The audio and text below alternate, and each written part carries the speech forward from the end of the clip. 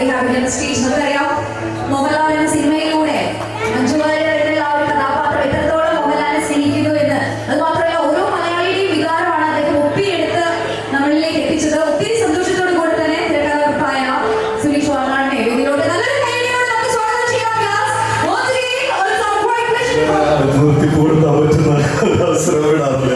എന്നെ സംബന്ധിച്ച് സുരേഷ് നമ്മുടെ ഒരു സുഹൃത്താണ്, അതേസമയം തന്നെ നമ്മുടെ ഒരു വഴികാട്ടിയാണ്, ഒരു മെന്ററാണ്. കാരണം ഞാൻ ഏറ്റവും കൂടുതൽ എന്താ പറയാ റവന്യൂ ഉണ്ടാക്കുന്ന ഇവന്റ് കണ്ടന്റ് മേക്കിങ്ങില് ഞാൻ ഒരുപാട് പഠിച്ചിട്ടുള്ളത് സുരേഷിൽ നിന്നാണ്.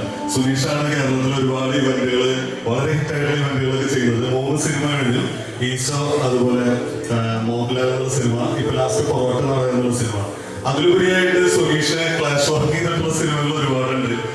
വളരെ സൗഹൃദങ്ങളെ എങ്ങനെ ക്രിയേറ്റീവായിട്ട് വിനിയോഗിക്കാമെന്നതിനും സർഗാത്മകമായിട്ട് സൗഹൃദങ്ങളെ എങ്ങനെ മാറ്റാമെന്നുള്ളതിനുള്ള എന്റെ മുന്നിലുള്ള വലിയ ഉദാഹരണമാണ് സുരേഷ്. അപ്പോ സുരേഷിനെ ടീച്ചറിനെ മാഷിനേക്കതിന് മുമ്പ് ഇടയ്ക്കൊക്കെ ജെബിൻ്റെ അടുത്ത് വരുമ്പോഴൊക്കെ കാണുകയും സംസാരിക്കുകയും, മാത്രമല്ല ഞാനും ഒരു പഴയ ഫിസിക്സ് വിദ്യാർത്ഥി ആയിരുന്നു എന്നുള്ളത് കൊണ്ട് അറിയാം. പിന്നെ പ്രത്യേകിച്ച് ജെബിൻ എന്ന് പറയാൻ നമുക്കൊരു അപരിചിതനായ ഒരാളല്ല. എല്ലാ ദിവസവും മിക്കവാറും തമ്മിൽ സംസാരിക്കുന്നതാണ്. നിങ്ങൾ കണ്ട സിനിമയെ കുറിച്ചോ വായിച്ച പുസ്തകത്തെ കുറിച്ചോ ഒക്കെ അങ്ങോട്ടും ഇങ്ങോട്ടും സംസാരിക്കുകയാണ് പതിവ്. മാത്രമല്ല ഞാൻ ശരിക്കും പറഞ്ഞാൽ ഞങ്ങൾ രണ്ടുപേരും സാധാരണ വേദികളിൽ ഫ്രണ്ടിൽ വരാത്ത ആളുകളാണ്. ഞങ്ങൾ രണ്ടുപേരും വനിതാ അവാർഡിനേറ്റോ ഏഷ്യാനെറ്റ് അവാർഡിനേറ്റോ പോലും വലിയ അവാർഡിനേറ്റുകളുടെ പുറകിലാണ് ഉണ്ടാവാറുള്ളത്.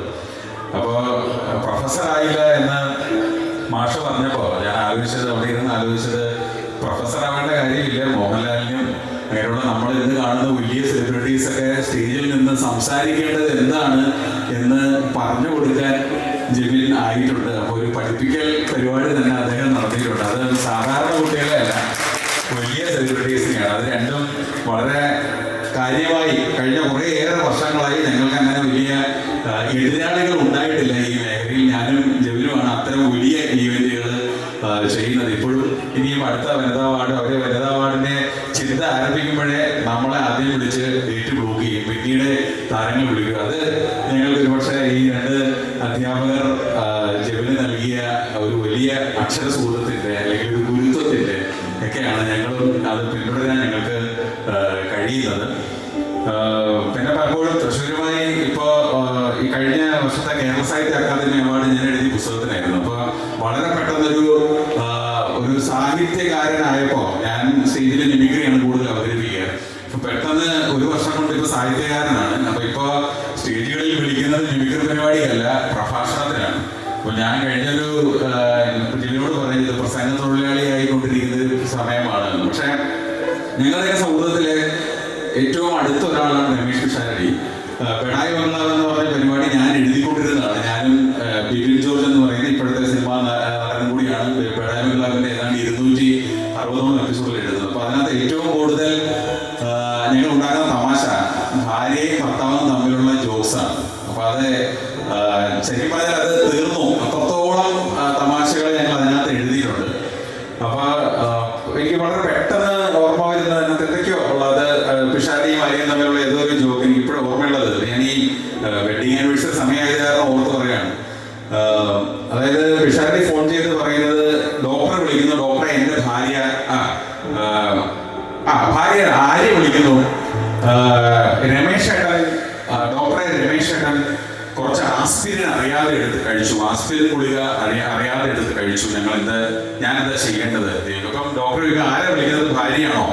അതെ ഭാര്യയാണ്. എന്നൊരു കാര്യം ചെയ്യും, അദ്ദേഹത്തിന് കുറച്ച് തലവേദന കൊടുക്കും, വെറുതെ മരുന്ന് വേസ്റ്റ് ചെയ്യേണ്ടതെന്ന് പറയാം. അതേപ്പോ ഭർത്താവിന് തലവേദന കൊടുക്കുന്നവരാണ് ഭാര്യമാർ എന്ന് പൊതുവെ ഉള്ള ഒരു സ്വഭാവത്തിനെ വെച്ചിട്ടുണ്ടാക്കുന്ന തമാശകൾ പലപ്പോഴും അത്തരം പരിപാടികളിൽ ഒരുപാട് വർക്കായിട്ടുണ്ട്. അപ്പൊ ഒരു സുലേട്ട പറഞ്ഞ പോലെ 40-45 വർഷം ചെറിയൊരു കാര്യമേ കണക്കെയല്ല. അതായത് നമ്മുടെ ഇവിടെ നിന്നുകൊണ്ട് പറയാം, സുകുമാർ അഴീക്കോട് മാഷ് ഒരുപാട്, അദ്ദേഹം വിവാഹം കഴിച്ചിട്ടില്ലെങ്കിലും അദ്ദേഹം ഒരുപാട് ഹസ്ബൻഡ് വൈഫ് ജോക്സ് പറയുന്ന ആളായിരുന്നു. അതിൽ കൂടുതലും കാണുന്നവർ അങ്ങനെ ആയതുകൊണ്ടാവും. അപ്പൊ ഇവിടെ ഒരു മിമിക്രിക്കാരുടെ കുറവുള്ളത് കൊണ്ട് ഞാൻ അഴീക്കോട് മാഷിന്റെ ഒരു തമാശ പറയാം. അത് അഴീക്കോട് മാഷ് ശബ്ദത്തിലാണ് പറയുക. നിങ്ങൾക്ക് പരിചയമുണ്ടാവും അദ്ദേഹത്തെ. പുതിയ തലമുറക്കാർക്ക് ആർക്കും അറിയാൻ പറ്റില്ല, പഴയ ആൾക്കാർക്ക് അദ്ദേഹത്തെ നല്ലപോലെ അറിയാം. പ്രത്യേകിച്ച് തൃശ്ശൂർക്കാരാകുമ്പോൾ അഴീക്കോട് മാഷ നന്നായിട്ട്. അപ്പൊ അഴീക്കോട് മാഷ് പറയുന്നത്, ഞാൻ ഒരിടെ ആലോചിച്ച് പോയത് എങ്ങനെയാണ് കുടുംബയുടെ നിർവഹിയിൽ ഈ ടെൻസിങ് എത്തിയതെന്ന് ഞാൻ ആലോചിച്ചു.